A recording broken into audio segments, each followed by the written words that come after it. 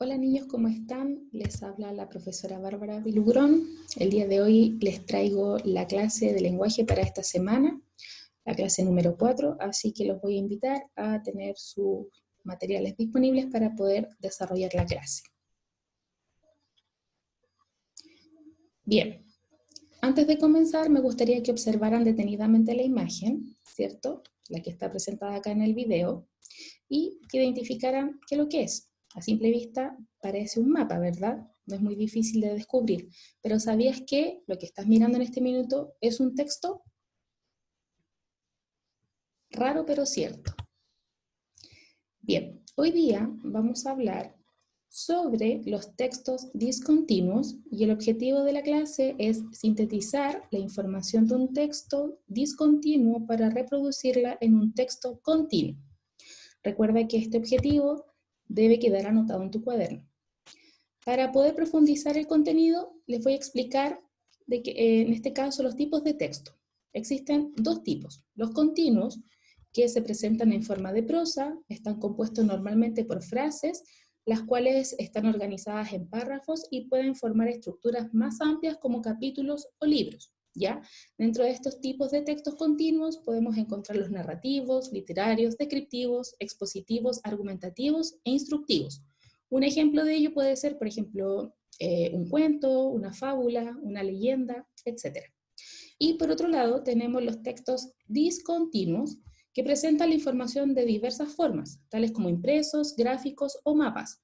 Por lo tanto, se clasifican teniendo en cuenta más su estructura que la intención del autor. ¿Ya?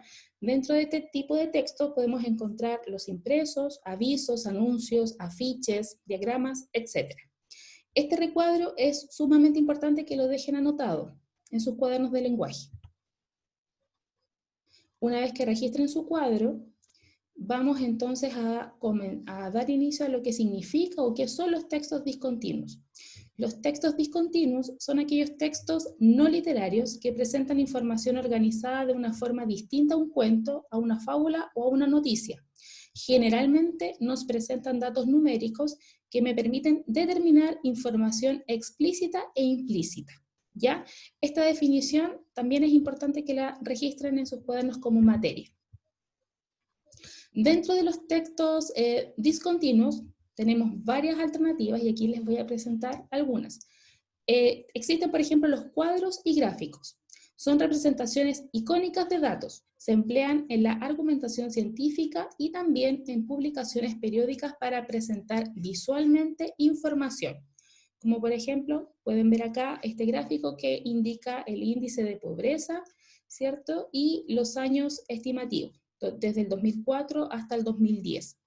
Este tipo de texto se le llama cuadros y gráficos. También existen las tablas, ¿cierto? Que están formadas por filas y columnas. Las entradas de cada fila y columnas comparten propiedades. Ejemplos pueden ser horarios, los índices, listas de precio, etc. Acá también tenemos el ejemplo que nos indica entonces las columnas y las filas con la información. También existen los diagramas. Un diagrama es un esquema que representa la relación entre varias palabras que son claves en el texto o frases breves. En un diagrama, las ideas son expuestas de una manera ordenada y sistemática, permitiendo así mostrar las relaciones entre ellas. Generalmente este tipo de diagrama o esquema se utiliza mucho en clases o en la escuela. Acá el ejemplo nos indica la palabra, ¿cierto?, la tierra, que es como la palabra principal, y luego se empiezan a desencadenar las palabras claves y sus definiciones.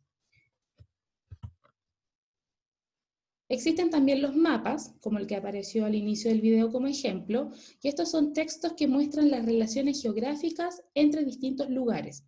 Hay numerosas clases de mapas, por lo tanto, ¿ustedes podrían identificar el mapa que tengo acá en el ejemplo?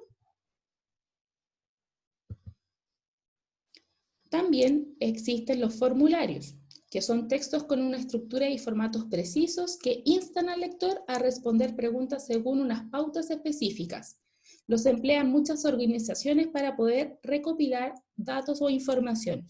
También acá el ejemplo nos señala, ¿cierto?, que la información es precisa y es clara. Y como lo mencioné anteriormente, se utiliza en organizaciones o donde se necesita recopilar información rápida y ordenada.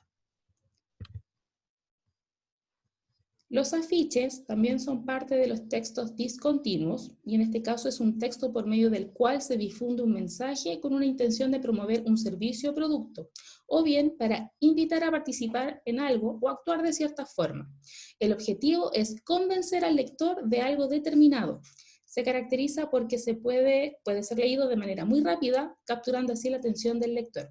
Acá en nuestro ejemplo nos señala o nos invita a un taller preventivo contra el bullying, ¿cierto? Con una información precisa y una imagen que nos invita a tomar atención de lo que se trata en este caso el afiche. Ya, como ya lo indiqué, el objetivo principal siempre va a ser convencer al lector de lo que se está informando. Y también tenemos las infografías, que en este caso se trata de una colección de imágenes, gráficos y textos simples que resumen un tema para que se pueda entender de mejor manera o más fácilmente. La infografía usa elementos visuales fascinantes que impactan y comunican la información de forma clara y precisa. Acá podemos ver los beneficios de los abrazos, y si ustedes observan bien la infografía, es bien llamativa ya que posee colores, ¿cierto? Posee imágenes que son atractivas. Por lo tanto, esto nos permite a nosotros poder impactar y comunicar de forma mucho más clara, ¿ya? Este tipo de texto discontinuo se llama infografía. En resumen, y explicando un poco lo que ya he comentado, les explico entonces que los textos discontinuos se dividen en estos grupos. Tenemos entonces los formularios, que son textos estructurados y con un carácter más bien formal, ¿cierto? Luego teníamos los afiches e infografías, que son específicamente diseñados para convencer al lector sobre algo. Los gráficos, que nos dan representaciones icónicas de datos. Los diagramas, que nos presentan una información específica, ¿cierto? A través de palabras claves que podamos encontrar en un texto. Las tablas, que están constituidas a través de filas y columnas para entregar también información. Y por último, los mapas, que nos indican la relación geográfica entre lugares, ¿ya? Este es el resumen de la clase, así que sería importante que lo dejaran también estipulado en su cuaderno. Para poder avanzar en la clase, ahora me interesa desarrollar con ustedes las actividades. Así que la actividad número 1 consiste en lo siguiente. Primero, ustedes ya saben registrar fecha y objetivo de la clase, que ya se indicó. Luego van a observar y leer con mucha atención la infografía, ¿cierto?, que figura acá en el video, y la van a transformar en un cuento o en una fábula, sin olvidar el tema principal de la imagen. En este caso, nos habla sobre la población canina callejera en Chile. Van a tomar mucha atención sobre los datos que nos entrega esta infografía, y en base a esto ustedes van a diseñar, van a elaborar, crear de manera muy imaginativa un cuento o fábula que tenga relación a lo que nos está entregando esta infografía. Les recuerdo que ese cuento o fábula que ustedes van a hacer debe estar escrito en una hoja como mínimo y deben considerar las partes del cuento o fábula. Les recuerdo el inicio, el desarrollo y el final. Y agregar una imagen o dibujo que tenga relación a la historia que ustedes inventaron. Esa es como primera actividad. Y la actividad número 2 consiste en observar muy bien la siguiente infografía que nos habla sobre las cifras en Facebook, ¿cierto? Van a tener que ver bien, mirar muy bien detenidamente estos porcentajes y van a tener que escribir las preguntas que a continuación les voy a presentar, ¿ya? Son 3 preguntas, las cuales tienen 4 alternativas cada una, y la idea es que ustedes en su cuaderno anoten la pregunta y la alternativa que ustedes creen que es correcta. Por ejemplo, la pregunta 1 dice, ¿quiénes son las personas que más usan Facebook? Entonces ustedes determinan su alternativa correcta y la anotan de manera completa, es decir, la letra que ustedes seleccionaron más el enunciado.